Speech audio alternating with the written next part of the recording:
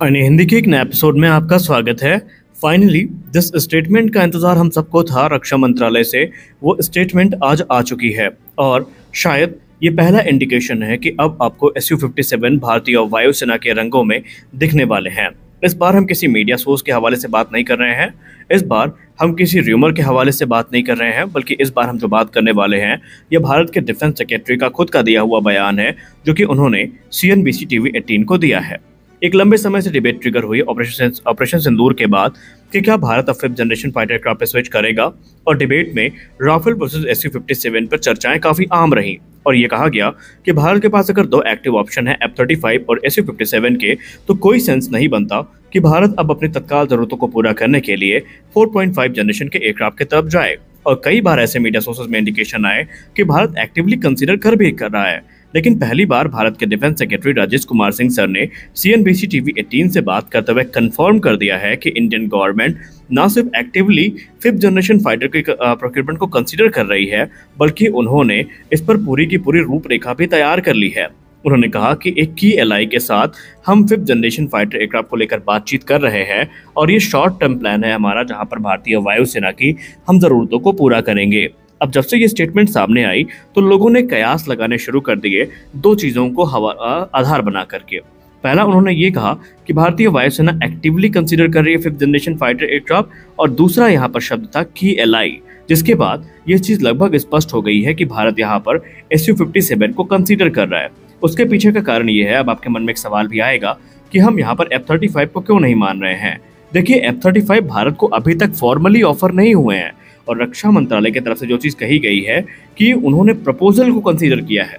अब जाहिर सी बात है, आप सब कॉमन सेंस लगा सकते हैं कि अभी फॉर्मल ऑफर F-35 का नहीं आया है, जबकि SU-57 का प्रपोजल एरो इंडिया 2025 से लगातार मजबूत होता जा रहा है। वो एयरक्राफ्ट भारत में बनने के लिए भी तैयार है, वो एयरक्राफ्ट बनाया भी भारत में आने के लिए तैयार है, और वो एयरक्राफ्ट कस्टमाइजेशन के लिए भी पूरी तरीके से भारत को स्वतंत्रता प्रदान करता है। जिसके बाद रक्षा मामलों के जानकार लोगों का यही मत है कि हो न हो यहाँ पर इंडिकेशन मिला है पहला कि SU-57 भारतीय वायुसेना के रंगों में हमें देखने को मिल सकते हैं। अब यहाँ पर इसलिए भी SU-57 को वजन मिल रहा है क्योंकि भारत एक समय खुद इस प्रोग्राम का हिस्सा था और भारत ने 2018 में कह सकते हैं अनडिस्क्लोज्ड कारणों की वजह से खुद को इस प्रोग्राम से बाहर कर लिया था और ये कहा था कि अगर सही समय आया तो भारत इस प्रोग्राम को फिर से ज्वाइन करेगा। तो हो सकता है कि हमें SU-57 की डील आगामी भविष्य में देखने को मिल जाए।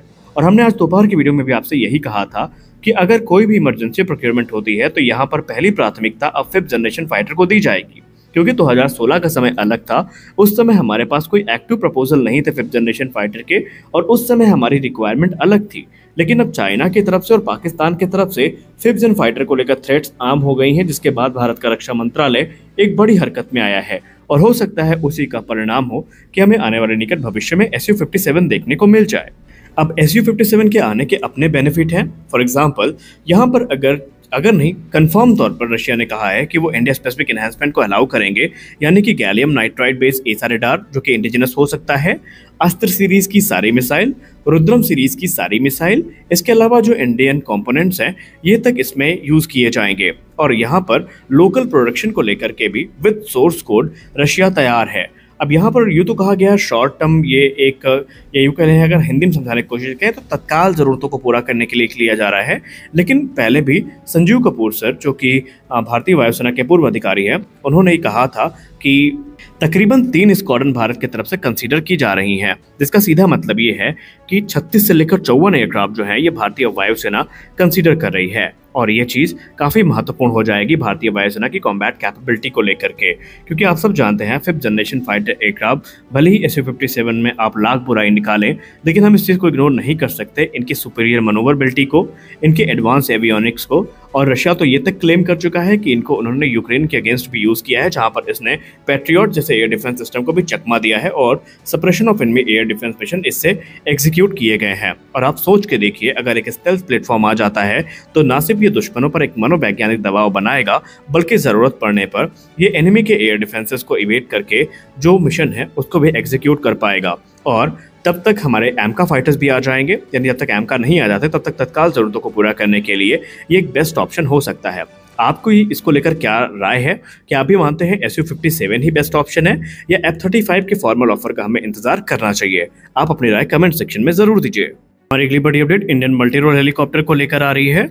इंडियन मल्टी रोल हेलीकॉप्टर, जिसको आप सब IMRH के नाम से जानते हैं, इसको लेकर एक समय ये माना गया था कि ये प्रोग्राम अधर में लटकता हुआ नजर आ रहा है, लेकिन हिंदुस्तान एरोनॉटिक्स लिमिटेड ने एक राहत की खबर सामने रखी है।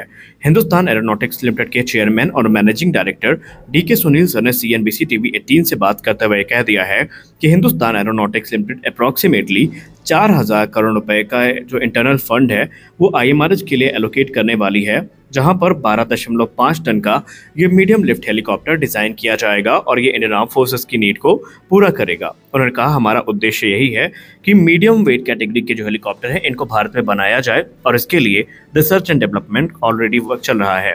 सबसे खास बात तो ये है कि IMRH भारत का एक फ्लैगशिप प्रोग्राम होने वाला है, जो कि इंडियन आर्मी, इंडियन एयरफोर्स और इंडियन नेवी तीनों के लिए बनाया जाएगा। इंडियन नेवी के लिए इसका एक विशेष वेरिएंट, जिसको हम DBMRH के नाम से जानेंगे, यानी tech based multi role helicopter, ये विकसित किया जाएगा, जो कि कुछ मामलों में जो आर्मी और एयरफोर्स वेरिएंट है इससे अलग होगा।